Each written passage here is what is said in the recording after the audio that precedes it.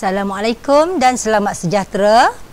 Hari ini murid-murid akan bersama saya, Cikgu Mai dari Sekolah Kebangsaan Ismail Petra II, Kota Baru, Kelantan. Kita akan membincangkan satu tajuk dalam sains tahun 5, iaitu di bawah tema sains hayat. Tajuknya 4.0 tumbuhan. Standard kandungannya 4.1 kemandirian spesies tumbuhan dan 4.2 pencaran biji benih. Mari kita tengok objektif pembelajaran pada hari ini. Okey, 1. Menjelas dengan contoh ciri khas tumbuhan untuk melindungi diri daripada musuh. Kedua, menjelas dengan contoh ciri khas tumbuhan untuk menyesuaikan diri dengan iklim dan perubahan musim. Objektif ketiga, menyatakan cara tumbuhan memencarkan biji benih atau buah. Objektif keempat, menghubung kait cara pencaran dengan ciri biji benih atau buah. Dan objektif yang kelima, meramal cara pencaran bagi suatu biji benih berdasarkan ciri biji benih tersebut. Bagaimanakah ciri-ciri khas ini dapat melindungi tumbuhan daripada diganggu oleh musuhnya? Sebelum kita teruskan pembelajaran kita pada pagi ini, mari kita lihat gambar ini. Lihat pokok teratai ini.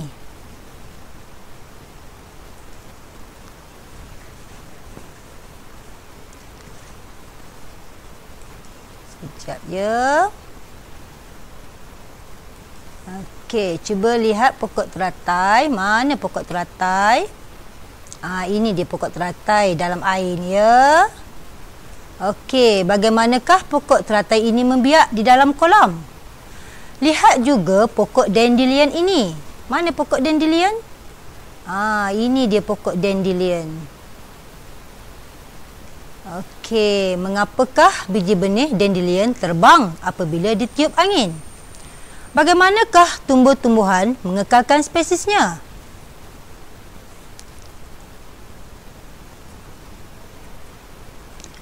Okey, tumbuhan memiliki pelbagai ciri khas untuk melindungi dirinya daripada musuh bagi memastikan kemandirian spesiesnya.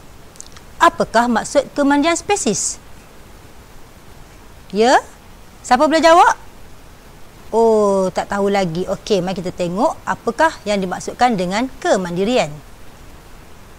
Maksud kemandirian ialah keupayaan tumbuhan untuk mengekalkan spesiesnya bagi mengelakkan kepupusan.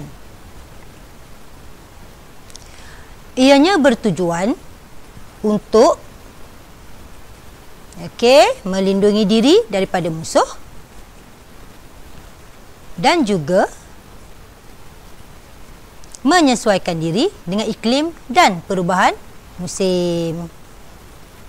Bagaimanakah ciri-ciri khas ini dapat melindungi tumbuhan daripada diganggu oleh musuhnya? Mari kita tengok. Okey, ciri-ciri khas tumbuhan. Okey, yang pertamanya,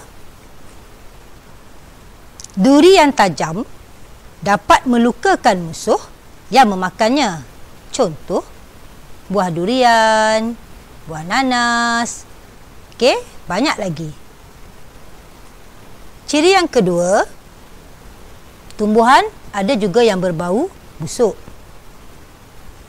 Bau yang busuk ini dapat mengelakkan dirinya daripada dimakan oleh musuh. Contohnya, pokok apakah itu? Ya, bagus. Pokok bunga tahi ayam. Jangan ketawa ya, itu dah memang nama dia. Okey, contoh seterusnya. Pokok apa tu? Siapa tahu? Oh, tak tahu. Itu adalah pokok jeremin. Mungkin hari ini pertama kali kamu mendengar pokok jeremin. Okey. Ciri khas yang ketiga iaitu ada juga tumbuhan yang beracun. Okey, pokok yang beracun ni akan menyebabkan keracunan atau kematian jika musuh memakannya. Contoh tumbuhan beracun. Okey. Pokok pongpong. Siapa kenal pokok pongpong? Pokok berpompong ni banyak terdapat di tepi-tepi sungai di kawasan berair. Buahnya macam buah apple. Tapi bukan buah apple ya, jangan ambil. Sebab ianya beracun. Okey, pokok yang cantik ni ada banyak di sekitar kawasan sekolah kita, iaitu pokok bunga alamanda. Okey, seterusnya ciri khas juga tumbuhan juga ada yang berbulu halus. Okey, contohnya siapa kenal buah apa tu? Ya, buah labu untuk buat sayur. Dan juga pokok buluh. Pokok buluh berbuah halus akan menyebabkan gatal. Okey, dan seterusnya lagi kita tengok ada tumbuhan yang bergetah. Okey, tumbuhan yang bergetah ni akan menyebabkan kegatalan apabila disentuh, seperti buah betik, nangka, cempedak. Okey. Seterusnya mari kita tengok lagi. Ciri-ciri khas tumbuhan untuk menyesuaikan diri dengan iklim dan perubahan musim. Okey, sekarang kita tengok ya. Terdapat 3 keadaan, iaitu musim angin kencang, dan juga iklim panas dan musim kering, dan satu lagi keadaan iaitu iklim sejuk. Okey, pertama kali kita tengok dulu macam mana tumbuh-tumbuhan ni menyesuaikan dirinya dalam musim angin kencang. Okey, biasanya tumbuhan di kawasan yang kerap berlaku angin kencang, batangnya mudah lentur, batangnya lembut. Okey, dia boleh terliuk-liuk apabila ditiup angin. Daunnya berpecah-pecah. Contohnya apa? Pokok kelapa. Bukan kepala. Okey, dan juga cirinya lagi daunnya berbentuk jarum seperti pokok ru. Okey. Kita tengok pula dalam keadaan iklim panas dan musim kering. Apakah ciri khas tumbuhan di kawasan tersebut? Okey. Biasanya daun terubah suai. Bukan kita yang ubah dia, tapi dia dah terjadi begitu. Daunnya seperti duri. Okey. Batang pula dapat menyimpan air dan mempunyai akar yang panjang. Boleh bergerak jauh ke dalam tanah untuk mendapatkan air. Contohnya, kaktus. Bagus. Dan kita tengok pula iklim panas dan musim kering, keadaan yang lagi-lagi ya. Ni ada satu lagi ciri-ciri khas di kawasan iklim panas dan musim kering lagi. Lagi kita tengok, ada juga tumbuhan yang daun berdilin. Contohnya keladi. Daun keladi ni masa kecil-kecil dulu cikgu selalu ambil. Lepas tu kita letakkan air di atas daun. Kita akan tengok air akan bergerak-gerak di atas daun itu. Memang gatal, tapi getahnya yang gatal. Okey? Kena berhati-hatilah. Okey, dan juga pertumbuhan di kawasan iklim panas dan musim kering ni juga dapat menggulungkan daun. Seperti pokok apa ni? Okey, pokok kunyit. Daunnya bergulung apabila keadaan panas. Okey, cuba tengok lagi. Berbulu halus. Oh, tak boleh terang sangat. Tak apa, cikgu bacakan ya. Berbulu halus. Okey. Tumbuhan yang berbulu halus ni, contohnya tomato. Tadi buah labu pun okey, sama. Okey. Dan juga tumbuhan itu juga dapat meluruhkan daun. Kalau panas sangat, dia telurkan daun. Pokok apa tu? Pokok, ya, bagus-bagus. Kenal semua pokok getah. Okey, keadaan ini bagi mengelakkan tumbuh-tumbuhan ini kehilangan banyak air. Ya. Okey, seterusnya, sekarang ni boleh kita tengok tumbuhan di kawasan sejuk. Okey, biasanya iklim kawasan sejuk ni tumbuhannya berkulit tebal. Contohnya pokok maple. Pokok maple ni pokok yang besar-besar. Okey? Batang kulit dia tu tebal. Daunnya pula berbentuk seperti jarum. Tadi berbentuk duri. Macam kaktus tadi. Sekarang ni daunnya berbentuk jarum. Contoh pokok pine. Pokok ru, ya, pokok ru pun sama. Sebab pokok ru tu duduk di kawasan pantai. Pantai kan angin kuat. Lebih kurang sejuk lah juga. Okey? Selain daripada itu, di kawasan iklim sejuk ni biasanya ada salji. Jadi, apabila salji jatuh ke atas daun yang berbentuk jarum ni, salji tu terus boleh jatuh ke bawah. Dia tak adalah lekat sikit-sikit je di atas pokok. Okey. Mari kita tengok soalan ini. Cuba jawab ya, murid-murid. Pokok bunga kertas akan meluruhkan daun ketika cuaca panas dan musim kering. Mengapa? Siapa nak jawab? Okey, cikgu pilih Siti. Ya, bagus Siti. Untuk mengurangkan kehilangan air yang banyak. Okey, beri tepukan untuk Siti. Bagus. Okey, kita tengok pula tajuk kita seterusnya, pencaran biji benih ataupun buah. Okey, tadi kita tengok ciri-ciri khas. Okey, tumbuhan, cara tumbuhan untuk melindungi diri daripada musuh dan juga iklim serta perubahan musim. Sekarang ni kita nak tengok pula bagaimana tumbuhan ni cara penyebaran biji benihnya. Sebab ini pun salah satu cara tumbuhan untuk mengekalkan kemandirian spesiesnya. Maksud pencaran? Okey, maksud pencaran ialah penyebaran biji benih jauh daripada induknya. Kenapa kena sebarkan jauh daripada induk? Induk tu pokok dia. Pokok asal dia. Kenapa biji benih tu mesti dipencarkan jauh daripada pokok asalnya? Ya, supaya nanti akan tumbuh pokok yang baru. Jadi dia tak adalah tumbuh penuh kat bawah. Bila penuh kat bawah akan berlaku, ya, kamu telah belajar persaingan. Bila berlaku persaingan, ada yang akan mati. Okey. Macam mana pencaran biji benih atau buah ini berlaku? Melalui satu, angin. Angin yang tiupkan biji benih ini jauh daripada induknya. Kemudian biji benih ini juga boleh disebarkan melalui cara mekanisme letupan.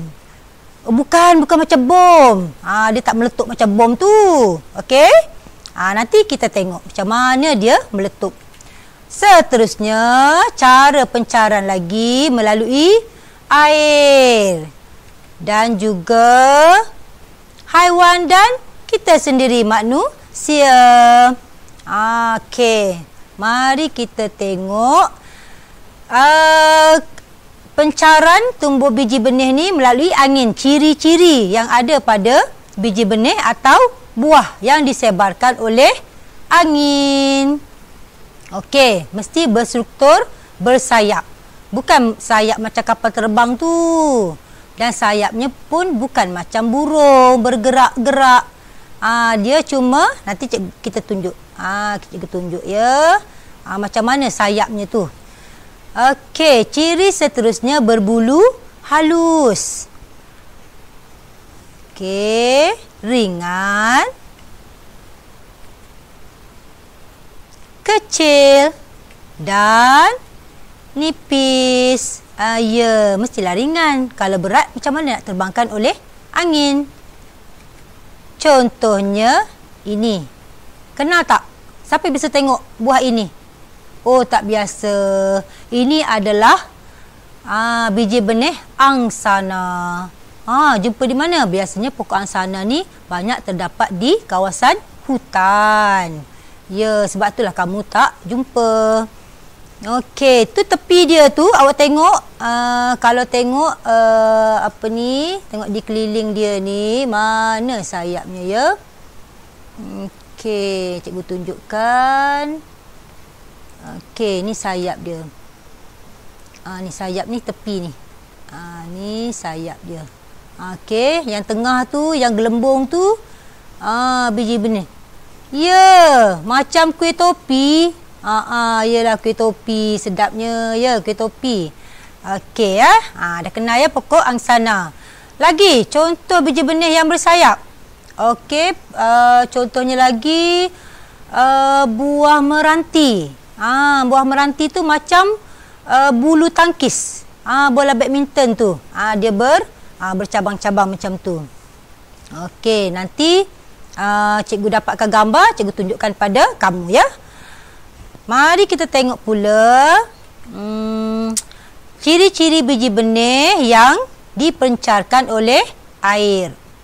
Okey, yang pertama kulit yang berlilin. Tadi daun berlilin, sekarang ni kulit dia berlilin. Kulit dia licin apabila kita sentuh. Okey, tu dia. Ya, buah kelapa. Buah kelapa kalau sentuh dia licin di luar kan? Okey, dan juga dia mempunyai sabut yang berongga. Maksudnya sabut tu dalam tu dia ada rongga-rongga udara. Sebab itulah dia ringan. Dia akan terapung di atas air. Ya, buah kelapa berat bila kamu angkat. Tapi bila berada di atas air dia akan terapung.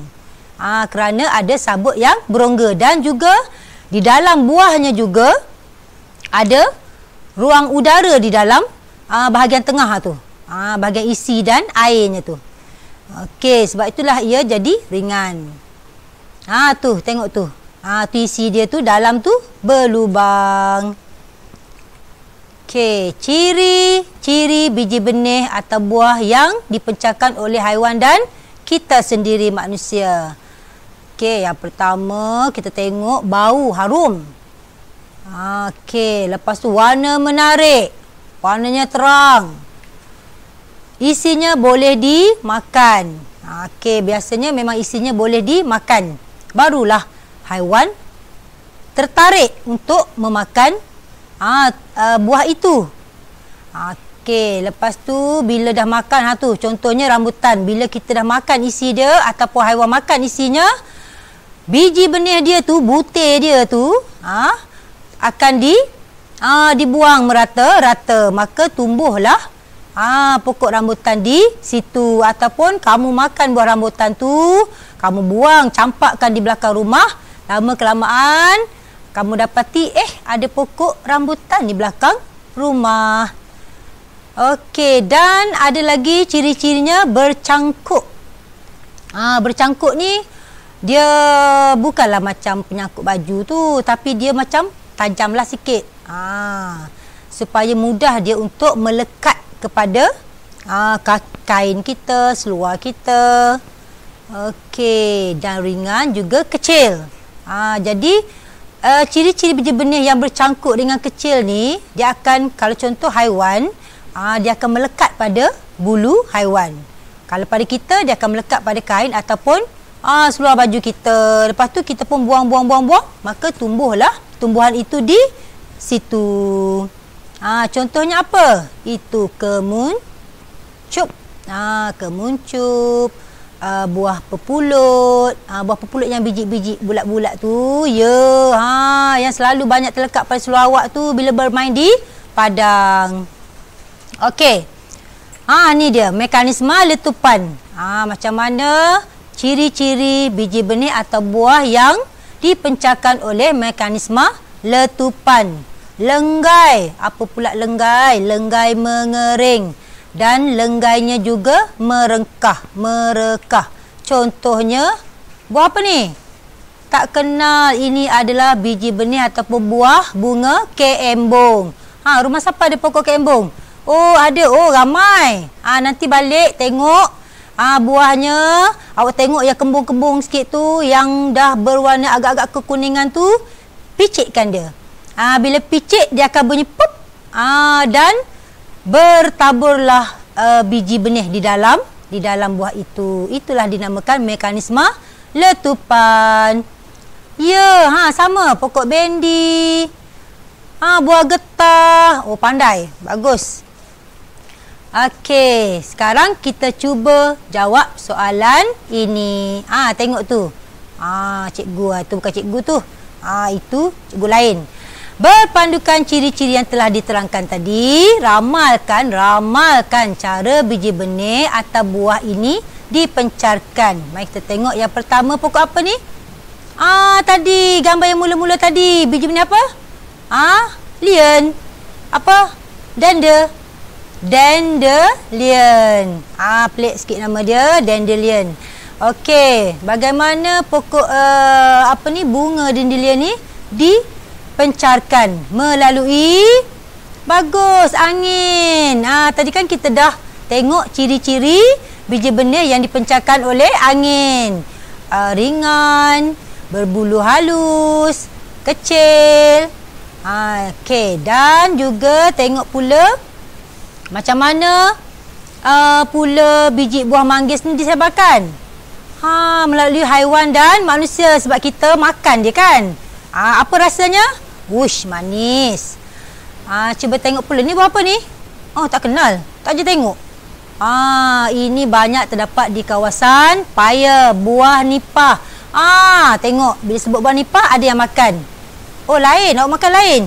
Awak yang makan tu isi dia. Kita dah buka kan dia punya sabut di luar tu. Ya, di luar tu sabutnya, kulitnya juga berlilin. Dan dia boleh dibawa oleh air. Ni buah apa ni? Ya, bagus. Biasa kan main getah kan? Tapi sekarang kita dah kurang jumpa buah getah. Buah getah ni dia dipencarkan melalui mekanisme letupan. Dia berada di pokok yang tinggi, tiba-tiba pom, terbunyi. Dia memang bunyi kuat lah. Sebab tu barulah biji benih dalam tu, yang koko ni, yang coklat-coklat ni, akan sebarkan, berteraburlah, jatuh ke muka bumi. Maka tumbuhlah pokok yang baru. Okey. Ni kita tengok kepentingan kemandirian spesies haiwan dan tumbuhan kepada hidupan lain. Okey, yang pertama kepentingannya adalah sebagai sumber makanan kepada haiwan dan kita. Manakala haiwan dan manusia pula membekalkan baja atau nutrien kepada tumbuhan melalui proses pereputan. Contohnya lembu. Dia nyah tinja. Okey? Dia buang air besar kan, dia nyah tinja. Lepas tu tinja dia tu akan menjadi baja atau nutrien kepada tumbuh-tumbuhan tu. Tumbuhan tu lembu makan rumput pula. Jadi awak nampak ada saling berkait, saling bergantungan. Kepentingan yang kedua pula, haiwan dan manusia membantu kemandirian tumbuhan dengan membantu memencarkan biji benih atau buah. Macam kita tadilah, kita tolong tumbuhan tu pencarkan biji benihnya jauh daripada pokok asal dia. Dan kepentingan yang ketiga, haiwan membina sarang daripada tumbuhan sebagai tempat perlindungan. Tumbuhan juga membekalkan oksigen. Ya, yang paling penting, tumbuhan membekalkan oksigen kepada haiwan dan juga kita melalui proses fotosintesis. Apa yang akan berlaku sekiranya kita tebang semua tumbuhan? Pokok tak ada di atas muka bumi ini. boleh mati kita sebab tiada oksigen lagi. Sebab kita bernafas menggunakan oksigen. Okey, cuba tengok soalan ni ya. Nanti kamu jawab soalan ni di dalam buku latihan sains. Okey, perhatikan tumbuh-tumbuhan di bawah. Nyatakan ciri-ciri khas yang ada pada tumbuh-tumbuhan ini untuk melindungi diri daripada musuh. Melindungi diri daripada musuh. Pokok apa tu? Pokok keladi. Biasa tengok kan pokok keladi. Okey, yang kedua pokok bukan jasmin, jeremin. Pokok jeremin tadi. Dan satu lagi pokok jelatang. Tak je dengar je pokok jelatang. Okey. Dan soalan yang kedua, tumbuh-tumbuhan yang berikut mempunyai cara pencaran biji benih atau buah yang berbeza. Nyatakan cara pencaran. Tadi cikgu nak awak nyatakan ciri-ciri khas. Sekarang ni nyatakan pula cara pencaran biji benih. Yang pertama, buah bendi. Sayur bendi, biji benih bendi. Bagaimana biji benih bendi ni dipencarkan? Yang kedua, biji benih teratai. Okey, itu dia bunga teratai. Yang ketiga, bagaimana biji benih buah betik dipencarkan? Dan satu lagi, biji benih lalang. Okey. Selamat menjawab.